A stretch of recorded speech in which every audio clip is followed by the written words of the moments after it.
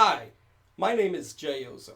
Hey, I want to talk to you about this movie that I went to see yesterday. It was called the Peanuts movie. You know, Peanuts, Charlie Brown, Snoopy, Peppermint Patty, and other characters. I would not have picked this movie, but I had no choice here. My son and daughter had picked out the movie, and the deal was that I wasn't going to find out till I arrived at the cinema. And they assured me that I was going to like the movie, but I was going to even enjoy the experience even better. They said these seats, Dad, are so comfortable that in case you don't like the movie, you can just recline the seat and take a nap. I said, okay, let's go for it. So when I arrive, I find out it is the Peanuts movie. And I'm not too excited because I wasn't planning to see a children's movie filled with children. But hey, I have to make the most of it. They've selected and I went along with it, so just enjoy it.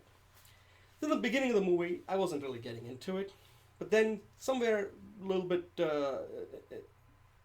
close to the movie, once it got going, Charlie Brown develops a crush on this red haired girl who moves into his neighborhood and also attends the same school. And he tries all kinds of things to impress her, to get her attention, such as participating in a talent show that ends in a failure. He learns dance steps to join the school dance that ends in a disaster. They are paired to do a book report. She's sick. He does a book report that gets destroyed. That ends in a disaster. At the end of the movie, the girl picks Charlie Brown for a pen pal project, and Charlie Brown is kind of taken back, like, why did she pick me when everything I've done just ended in a disaster? And he approaches her as she's about to go off to a summer camp, as she's about to get on the bus. And Charlie Brown asks her, why did you pick me? And she says, Charlie Brown, I picked you because you're honest, you're caring, and compassionate.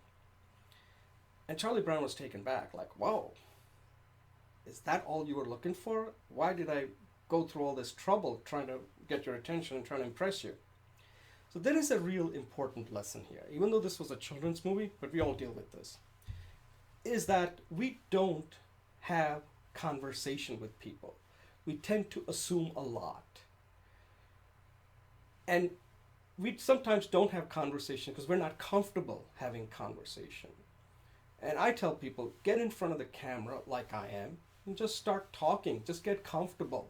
You know exactly how you come across. And you'll have the right words, and the right sentences, and the right thought, so you won't have to think too hard. And at the end, what's the worst that can happen? The person can say no. Person may not like your idea, or that could be the end of it. But at least you will not be agonizing it over hours, days, weeks, months, or even years. Have a conversation.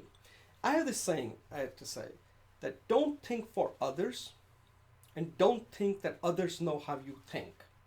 The only way to find out is having a face to face conversation. And that applies for speaking of any kind, one on one, in a small group, or in front of a large audience. You just have to do it. Don't agonize over it. Good luck.